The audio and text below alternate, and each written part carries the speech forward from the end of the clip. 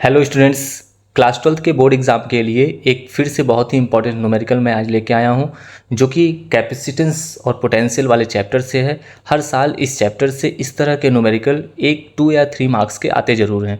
तो हम इस तरह के न्यूमेरिकल्स को आज बहुत ही आसान तरीके से करना सीखेंगे, जिससे आप अपने 2 या 3 मार्क्स पक्के कर सकेंगे।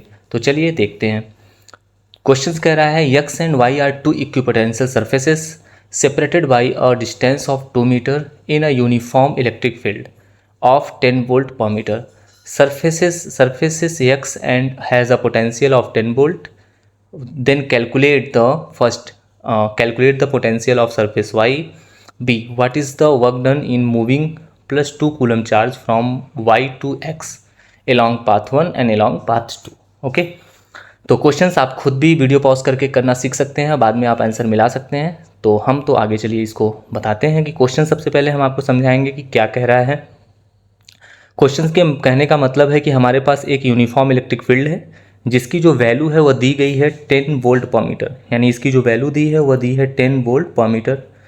कह रहा है ये फील्ड यूनिफॉर्म है, मतलब हर जगह इसकी जो मैग्नीट्यूड है इसका वह सेम है। कह रहे हैं इसमें दो प्लेटें रखी गई हैं, एक एक्स प्लेट रखी गई है और एक वाई प्लेट रखी गई है, ठीक है। और इन दोनों के प्लेट का सेपरेशन जो है वह 2 मीटर है।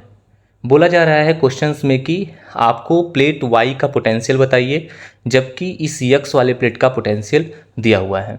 और इस एक्स वाले प्लेट का पोटेंशियल आपको कितना दिया हुआ है वह आप देख सकते हैं यहाँ पे 10 वोल्ट, ठीक है। यानी प्लेट एक्स का जो पोटेंशियल दिया है वी एक्स जो दिया हुआ है वो 10 वोल्ट दिया हुआ है, और आपको वाई प्लेट का पोटेंशियल कैलकुलेट करना है। क्लियर? तो चलिए हम इसको सबसे पहले कैलकुलेट करते हैं।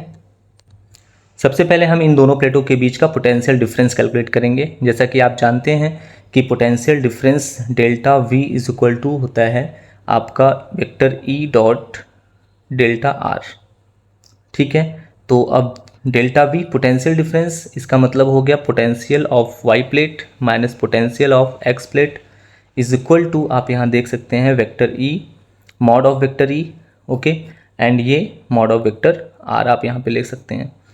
अब इसकी वैल्यू वेक्टर ई की दी है 10 वोल्ट, 10 वोल्ट पर मीटर, और आपका जो आर दिया हुआ है, मतलब इन प्लेटों के बीच की जो डिस्टेंस दी है वो 2 दी है, यानी ये आ गया आपका 20 वोल्ट। क्लियर? तो ये आ गया दोनों प्लेटों के बीच का पोटेंशियल डिफरेंस। अब क्या है कि एक हमारे पास कॉन्सेप्ट होता है कि जो पोटेंशियल होता है वो हमेशा फील्ड की डायरेक्शन, यानी in the direction of field, in the direction of field जो इसकी डायरेक्शन और जो पोटेंशियल होता है वो हमेशा डिक्रीज करता है, वो हमेशा क्या करता है, डिक्रीज करता है। ये फैक्ट है हमारा। तो अब देखिए फील्ड की डायरेक्शन की तरफ वाई से एक्स की तरफ है, तो फील्ड की डायरेक्शन में पोटेंशियल हमेशा डिक्रीज करता जाता है। इसी से क्लियर है कि क्योंकि फील्ड की डायरेक्शन में एक्स बाद में आता है, तो एक्स का जो पोटेंशियल होगा वो वाई के पोटेंशियल से हमेशा कम होगा, ठीक है। इसीलिए हमने V Y minus V X लिया हुआ है। तो फर्दर अगर हम इसको सॉल्व करते हैं तो V Y minus V X की वैल्यू देखिए 10 वोल्ट दे रखी है, इक्वल टू 20 वोल्ट, ये उस साइड चला जाएगा, तो वी वाई इक्वल टू आ जाएगा 20 प्लस 10, यानी कि ये हो जाएगा 30 वोल्ट। इस तरह से हमने वाई प्लेट का पोटेंशियल कैलकुलेट किया, कितना आ गया, 30 वोल्ट। तो ये क्वेश्चन नंबर फर्स्ट हो गया। क्वेश्चन नंबर ए में यही पूछ रहा था कि calculate the potential of plate Y. Clear? चलिए अब नेक्स्ट हम देखते हैं इसमें क्या पूछा हुआ है।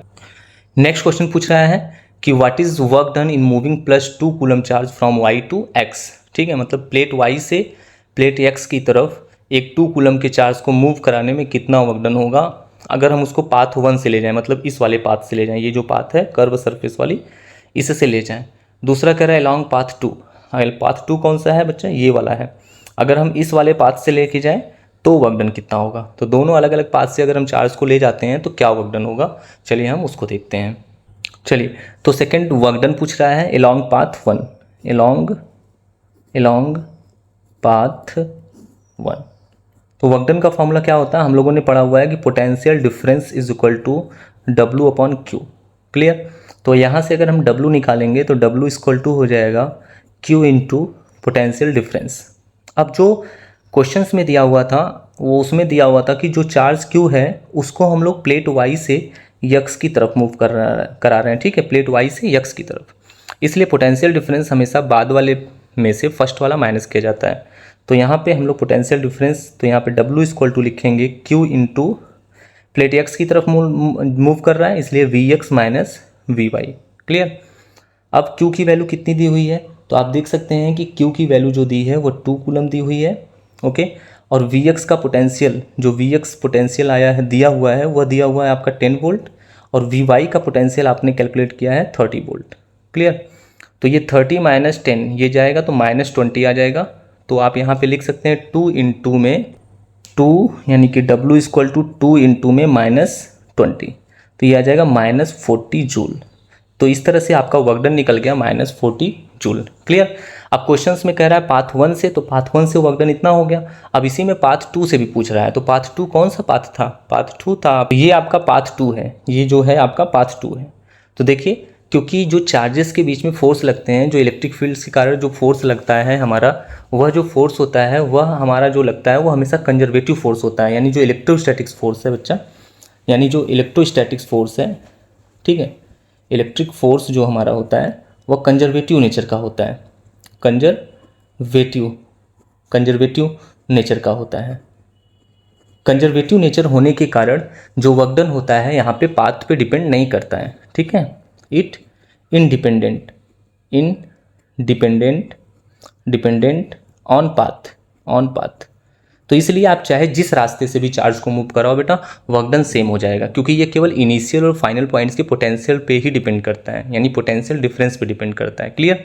तो बी वाले का आंसर ये भी हो जाएगा कि पाथ 2 से भी सेम वर्क डन होगा, ठीक है, सेम वर्क होगा, जो कि आया है हमारा W equal to minus 40 joule. Clear.